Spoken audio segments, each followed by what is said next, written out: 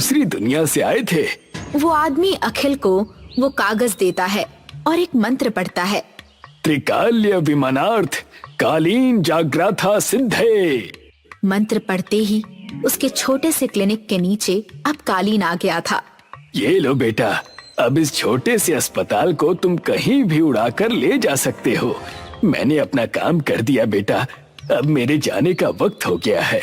आप कहाँ जा रहे हैं? बेटा, मैं मर चुका हूँ, बस तुम्हारे दादा की आखिरी इच्छा पूरी करने तुम्हारे पास आया था। खुश रहना, आबाद रहना और बढ़ते रहना। इतना कहकर वो आदमी गायब हो जाता है और अगले दिन अखिल की क्लिनिक एक जगह से दूसरी जगह उड़कर जरूरतमंद लोगों के पास पहुंच जाती है।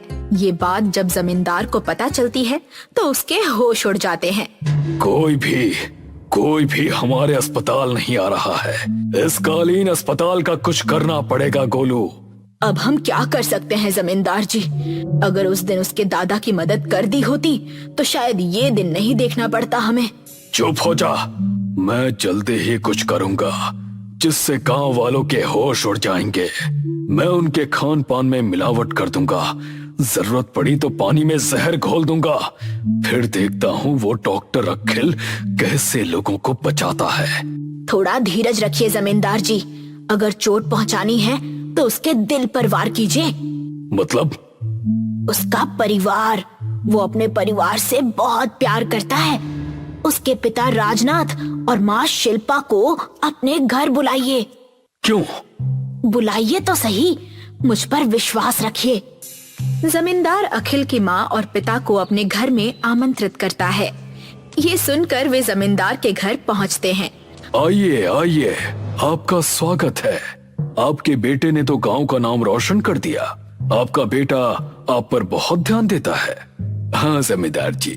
जमींदार राजनाथ से कहता है, राजनाथ, चल बता, तेरा बेटा कालीन पर अस्पताल कैसे उड़ा रहा है? आप दोनों का अपहरण हो चुका है। नहीं बताएंगे तो यहीं पर हमेशा के लिए रहना पड़ेगा। शिल्पा उन्हें देखकर हंसने लगती है। आप लोगों को लगता है कि हम बूढ़े जो मौत के इतने करीब हैं, धमकियों से डर जाएंगे? जमींदार, तुम भी तो बूढ़े हो, तुम्हें अब किस बात का लालच है? इनके बाद सारी जायदाद मुझे मिलेगी। नहीं मिलेगी बेटा, तुम इस दुनिया से अलग दूसरी दुनिया में चले जाओगे जल्द ही। क्या कहने की कोशिश कर रहे हो तुम? देखते जाओ।